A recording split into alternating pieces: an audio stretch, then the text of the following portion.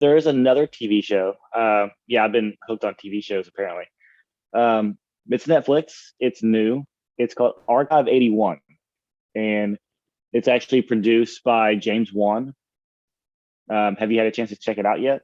Oh yeah, I actually finished the entire series. So good. All right. Yeah, same.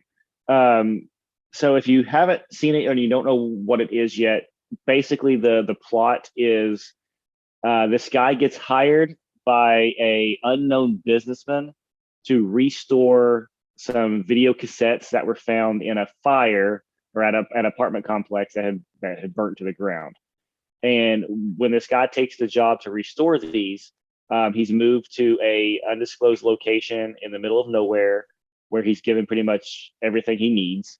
Um, and all this weird stuff starts happening to him whenever he is doing this. So he is putting together this footage, like found footage stuff, but you don't actually see it in found footage style. It's a regular film movie. But when he starts piecing together all the footage, he starts noticing all these coincidences that like pairs to his own life. He starts seeing his dad in the footage. He starts having these really weird hallucinations, and you don't know what's going to happen. And I'm not going to spoil anything into full detail, but it is really really good. It's very catchy. Like you'll watch an episode, and like as soon as it goes off, you just want to start the next one to figure out what's going to happen from that one. Oh yeah, I finished it. I loved it. Um, Definitely if somebody's interested in like film or filmmaking, it's also something that you really want to watch. There's so many different kind of like allusions to like film. I know one of the guys had like a Criterion shirt on. I don't know if you noticed that. There was like a Night of the Living Dead poster in the background, Criterion posters in the background. He's like restoring film all throughout.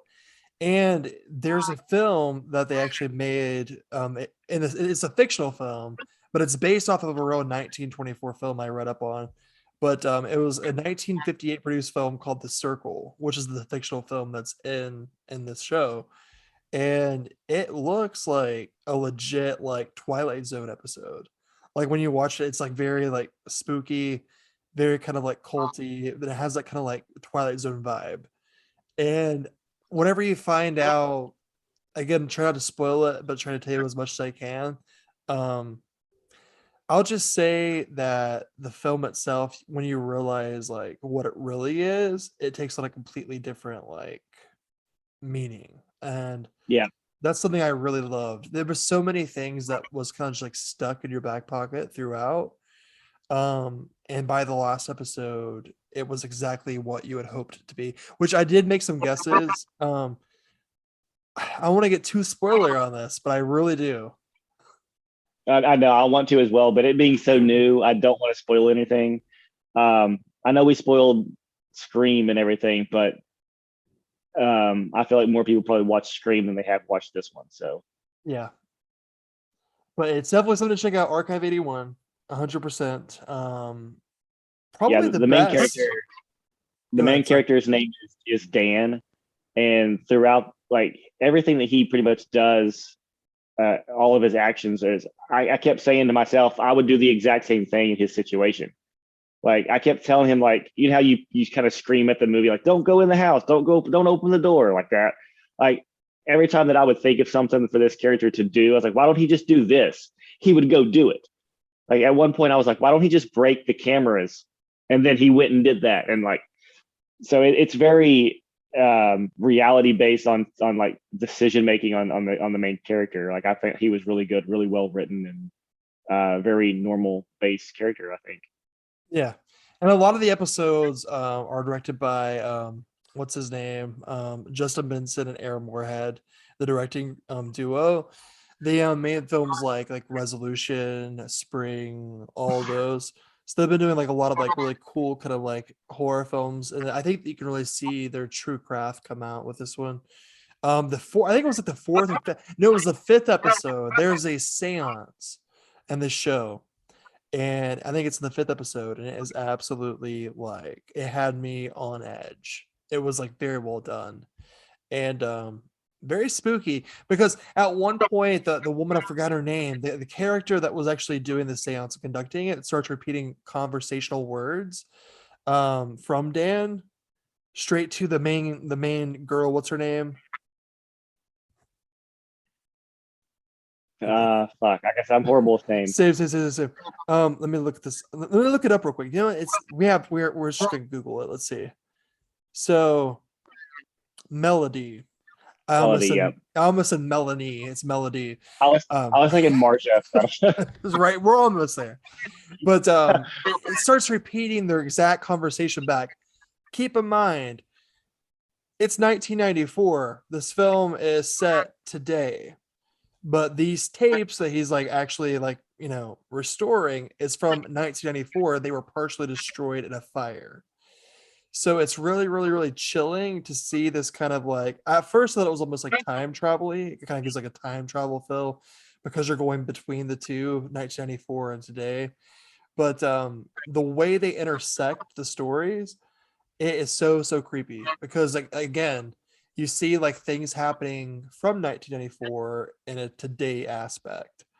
And I think that's something that really makes the entire like show really, really, really scary. Because it's not really in your face jump scares. There might be one or two tops, but there's just like this sense of dread the entire time. And I think that's just because there's so many like story arcs. You have like today, you have the past, and you have all these like things going on, almost paganistic They stuff. they did a really good job on transitioning from 94 to modern day because everything that you see in 1994 in that footage, I mean, down to like, the type of cars that people are driving, to the clothes they're wearing, to like, the phones, like the landline phones that they're using, everything feels like it really is from 1994. And then, I think that'd be really hard to do considering that you kept transitioning back to modern time, having to switch out all that stuff. It was all around just a very well made program.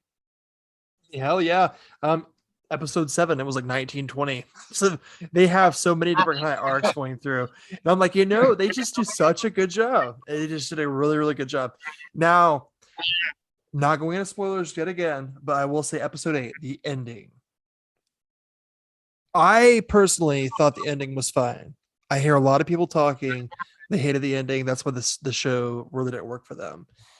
I will say that the way it ends, it does leave a lot of questions unanswered. So if Netflix decides for some reason not to renew it for season 2, I think they will because there's so many questions unanswered. I think that people would be outraged. So I am looking forward to season 2. I understand there's a lot of stuff to be uncovered still, and I hope it does get renewed. Yeah, I'm one of those people. I didn't hate the ending of it, but I was very let down with the ending, just because it didn't go in the way that I wanted it to go.